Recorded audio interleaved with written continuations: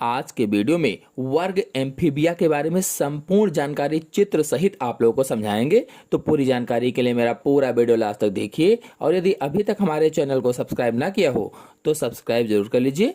चलिए सबसे पहले एम्फीबिया शब्द का अर्थ समझ लेते हैं। तो देखिए एम्फीबिया में एम्फी का अर्थ होता है बोथ, और बोथ मतलब होता है दोनों, दोनों मतलब जल और स्थल, और बियंस मतलब बायोस यानी कि बायो मतलब लाइफ या जीवन।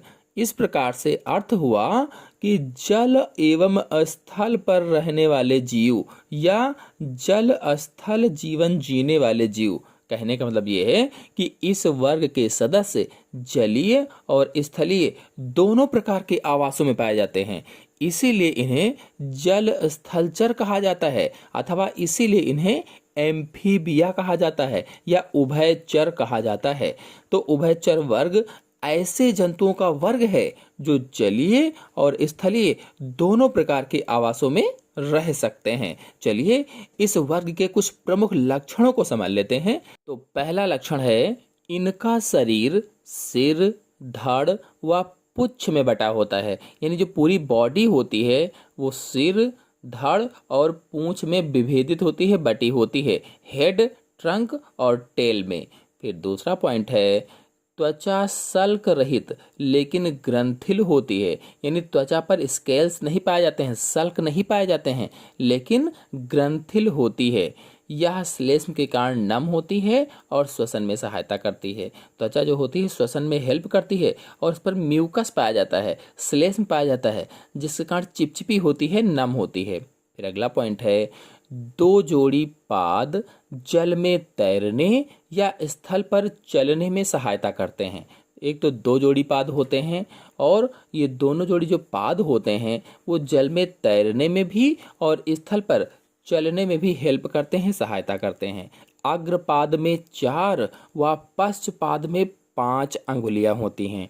जो आगे के पाद हैं, आगे के पैर होते हैं, उसमें 4 अंगुलियां होती हैं, और जो पीछे के पैर होते हैं उसमें 5 अंगुलियां होती हैं। और अंगुलियां जो होती हैं उन पर नाखून नहीं पाए जाते हैं, उन पर नखर नहीं होते हैं, क्लाज नहीं होते हैं, एब्सेंट होते हैं। कुल मिलाकर कहने का मतलब ये है कि दो जोड़ी पाद होते हैं, अग्र पादों में 4, पश्च पादों में 5 अंगुलियां होती हैं, और अंगुलियों पर नाखून नहीं होते हैं, अनुपस्थित होते हैं। नेक्स्ट है खोपड़ी में 2 ऑक्सीपिटल कॉन्डाइल द्वारा कशेरुक दंड के प्रथम कशेरुक और एटलस से जुड़ी रहती है, यानी खोपड़ी में 2 ऑक्सीपिटल कॉन्डाइल पाए जाते हैं और कशेरुक दंड का जो प्रथम कशेरुक है वो एटलस से जुड़ा रहता है। इस प्रकार की करोटी को द्विकंडाइली कहते हैं या डाइकंडाइलिक कहा जाता है, यानी ऐसे जंतु जिनमें 2 ऑक्सीपिटल कॉन्डाइल पाए जाते हैं उन्हें द्विकंडाइली कहा जाता है। ये जहाँ पर हमारे ऊपर खोपड़ी होती है, खोपड़ी से थोड़ा हल्का नीचे की तरफ ये ऑक्सीपिटल कंडाइल एक छिद्र के रूप में होता है, उसे ही ऑक्सीपिटल कंडाइल कहा जाता है। तो उसी से सारे नर्व्स जो होती हैं वो ब्रेन में हमारे जाती हैं। फिर अगला पॉइंट है ये असमतापी जंतु होते हैं। अब असमतापी का क्या मतलब है, यानी इनके शरीर का जो तापमान होता है वो वातावरण के तापमान के अनुसार बदलता रहता है। मतलब इनके शरीर का जो ताप होता है वो वातावरण के ताप के अनुसार घटता या बढ़ता रहता है। जहाँ पर जैसा ताप होता है वहाँ पर वैसा इनके शरीर का तापमान हो जाता है, तो उसे ही असमतापी कहा जाता है। नेक्स्ट पॉइंट है श्वसन क्लोमों या त्वचा, फेफड़ों तथा मुख ग्रसनी गुहा द्वारा होता है, यानी अलग अलग जंतुओं, किसी जंतु में गिल्स के द्वारा होता है, तो किसी में स्किन के द्वारा होता है, तो किसी में लंग्स के द्वारा होता है, तो किसी में बक्कोफेरिंजियल कैविटी के द्वारा होता है। तो कैसे कैसे होगा, क्लोमो, त्वचा, फेफड़ों और मुख ग्रसनी गुहा के द्वारा इनमें श्वसन होता है। अगला पॉइंट है हृदय 3 वेशमी होता है, यानी हृदय में 3 चैम्बर होते हैं, 3 चैम्बर्ड होता है हार्ट, और जिसमें 2 अलिंद होते हैं, यानी 2 ऑरिकल होते हैं, 1 निलय यानी 1 वेंट्रिकल होता है, और ट्रंकस आर्टियोसस पूर्ण विकसित होता है, ट्रंकस आर्टियोसस। कुल मिलाकर देखा जाए तो इनमें जो हृदय होता है वो त्रिवेशमी होता है, यानी 3 चैम्बर होते हैं, और उसमें 2 अलिंद, 1 निलय होता है, और धमनी चाप दोनों तरफ सममित होती है, सिमेट्रिकल होती है। नेक्स्ट पॉइंट है लाल रुधिर कणिकाएं उभयोतल, अंडाकार तथा केंद्रक युक्त होती हैं, यानी इनकी जो आरबीसी होती हैं और लाल रुधिर कणिकाएं होती हैं वो कैसी होती हैं, केंद्रक युक्त होती हैं, अंडेकार होती हैं यानी अंडा जैसी होती हैं, और उभयोतल भी होती हैं या बाई कॉन्वेक्स भी होती हैं। अगला पॉइंट है मस्तिष्क से 10 जोड़ी कपाल तंत्रिकाएं निकलती हैं। जो ब्रेन होता है उसमें से 10 जोड़ी क्रेनियल नर्व्स निकलती हैं, 10 जोड़ी। नेक्स्ट पॉइंट है बाह्य कण अनुपस्थित होते हैं, यानी जो बाहरी कान होते हैं वो नहीं पाए जाते हैं। मध्य कण यानी मिडिल ईयर में कालुमेला नामक एक कण अस्थिका पाई जाती है। जो बीच का कान होता है उसमें कालुमेला नामक एक कण अस्थिका पाई जाती है, ईयर ऑस्कल पाई जाती है। नेक्स्ट पॉइंट है ये अंडयुज होते हैं और अंडे यॉक युक्त व मध्य पीतकी होते हैं, यानी मीसोलिथिसल होते हैं और यॉक युक्त होते हैं। अंडयुज का मतलब क्या होता है, ये अंडे देते हैं। यहीं पर आपको बता दें कि ये प्रजनन के लिए जल में चले जाते हैं, जब रिप्रोडक्शन करना होता है तो ये जल में चले जाते हैं। नेक्स्ट पॉइंट है परिवर्धन में टैडपोल लार्वा पाया जाता है और टैडपोल में कायांतरण पाया जाता है, यानी मेटामार्फोसिस पाई जाती है। पहली बात तो जो परिवर्धन होता है उसमें टैडपोल लार्वा पाया जाता है और टैडपोल में कायांतरण पाया जाता है, यानी मेटामार्फोसिस पाई जाती है। कुल मिलाकर कहने का मतलब यह है कि अधिकांश में जब विकास होने लगता है, डेवलपमेंट होने लगता है, तो विकास के समय एक लार्वा बनता है जिसे भेंक शिशु कहा जाता है, हिंदी में भेंक शिशु या टैडपोल लार्वा कहा जाता है। तो इसमें कौन सा लार्वा बनेगा, टैडपोल लार्वा बनता है। फिर नेक्स्ट पॉइंट है पादों में पाद जाल पाए जाते हैं। जो इनके पैर होते हैं उसमें पाद जाल यानी जाल होता है या फुट वेब पाया जाता है, और वो फुट वेब क्या करता है, पैरों का जो जाल होता है क्या करता है, जल में तैरने के लिए अनुकूलित होता है, वो जल में इनको तैराता है। नेक्स्ट पॉइंट है इनमें निषेचन बाह्य होता है, यानी एक्सटर्नल फर्टिलाइजेशन होता है, और विदलन क्लीवेज यानी पूर्ण भंजी होता है या होलोब्लास्टिक होता है। निषेचन कैसे होता है, तो एक्सटर्नल फर्टिलाइजेशन होता है, बाह्य निषेचन होता है, और जो क्लीवेज होता है वो पूर्ण भंजी होता है, पूर्ण भंजी या होलोब्लास्टिक होता है, और कायांतरण मेटामॉर्फोसिस यानी पाई जाती है। कायांतरण क्या है, मेटामॉर्फोसिस पाई जाती है। अगला पॉइंट है उत्सर्जन वृक्कों द्वारा होता है या किडनीज के द्वारा उत्सर्जन होता है, एक्सक्रीशन होता है। इस संघ के कुछ प्रमुख जंतुओं में जैसे सैलामेंडर यह जरायुज एम्फीबियन है, और जरायुज क्या होते हैं, बच्चे देते हैं, बच्चे अंडे नहीं देते। अंडयुज अंडे देते हैं, जरायुज बच्चे देते हैं। अगला है नेक्ट्यूरस। तो नेक्ट्यूरस में इसको जलीय कुत्ता कहा जाता है या मड पपी कहा जाता है, जलीय कुत्ता। नेक्स्ट है एम्बाइस्टोमा, तो चीता सैलेमेंडर कहते हैं, चीता सैलेमेंडर। फिर एम्फियूमा तो कांगो ईल होता है। प्रोटियस गुफा सैलेमेंडर होता है। मेढक इसी के अंतर्गत आता है। टोड इसी के अंतर्गत आता है। इथियोफिस आता है, और इथियोफिस को अंधा कृमि कहा जाता है, ब्लाइंड वॉर्म कहा जाता है। और यूरियोटिफ्लस आता है। तो इन सभी जंतुओं के बारे में पूरा डिटेल समझने से पहले उभयचर वर्ग का वर्गीकरण समझ लेते हैं, अर्थात क्लासिफिकेशन ऑफ एम्फीबिया को देख लेते हैं। तो क्लासिफिकेशन के अंतर्गत उभयचर वर्ग को 2 भागों में बांटा गया है। पहला है स्टीगोसेफेलिया और दूसरा है यू एम्फीबिया। 2 भागों में बांटा गया, पहला है स्टीगोसेफेलिया, दूसरा है यू एम्फीबिया।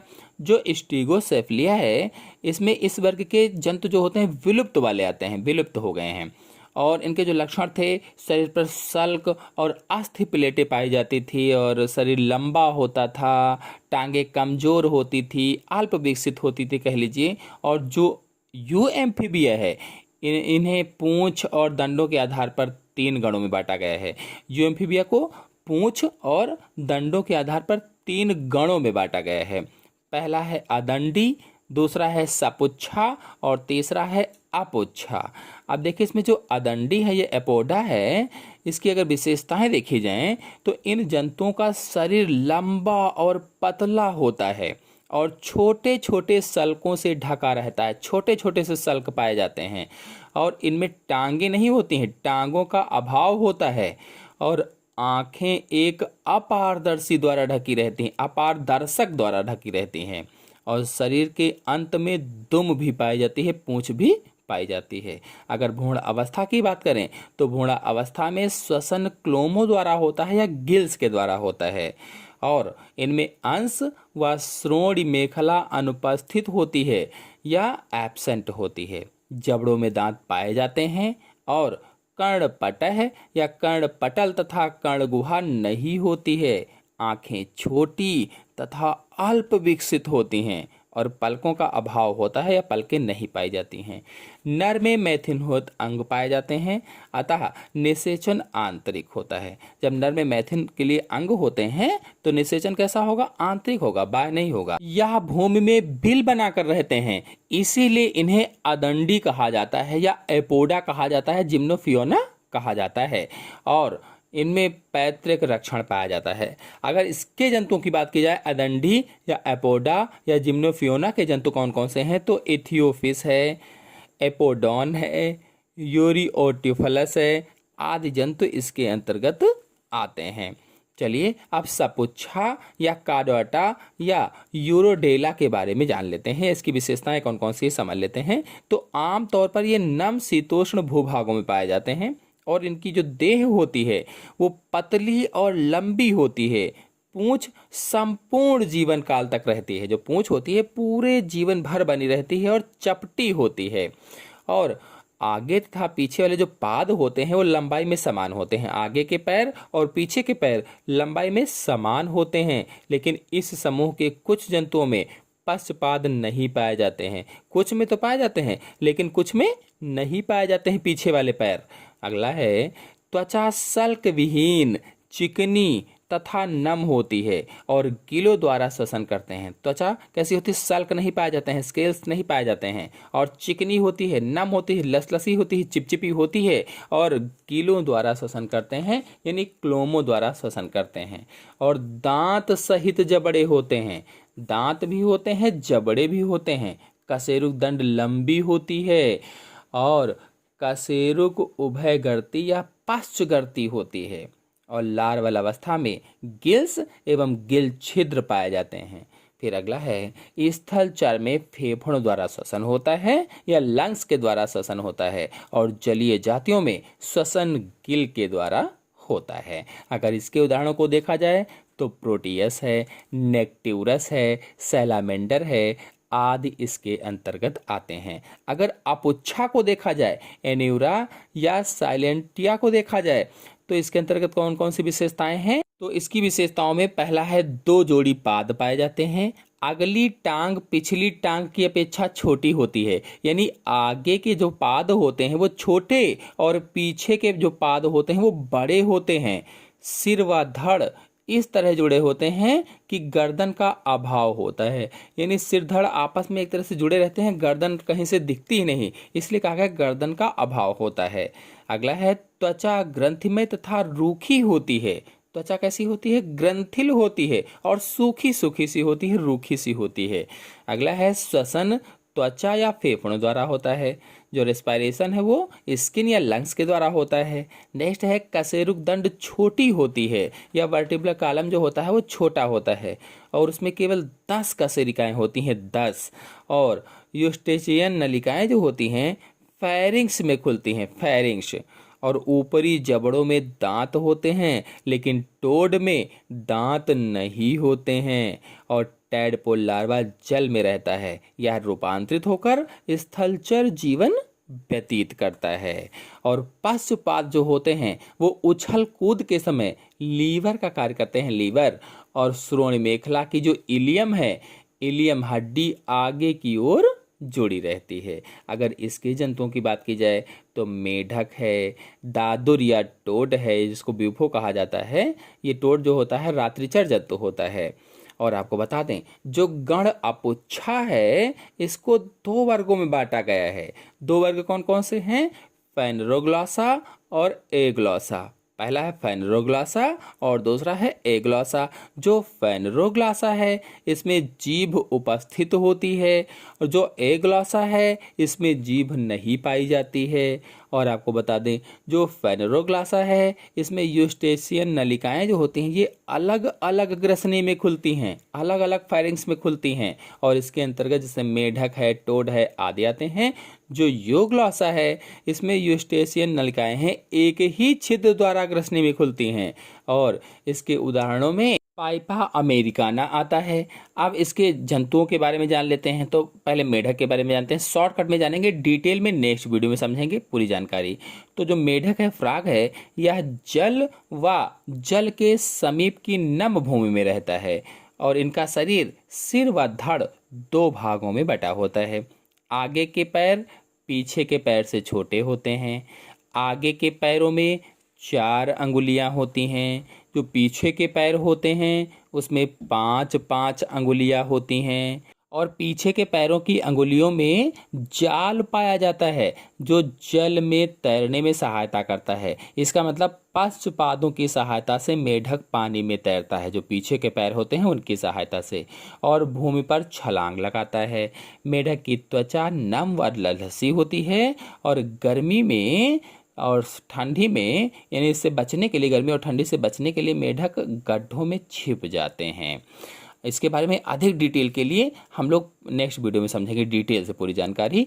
फिर नेक्स्ट है भेंक या टोड।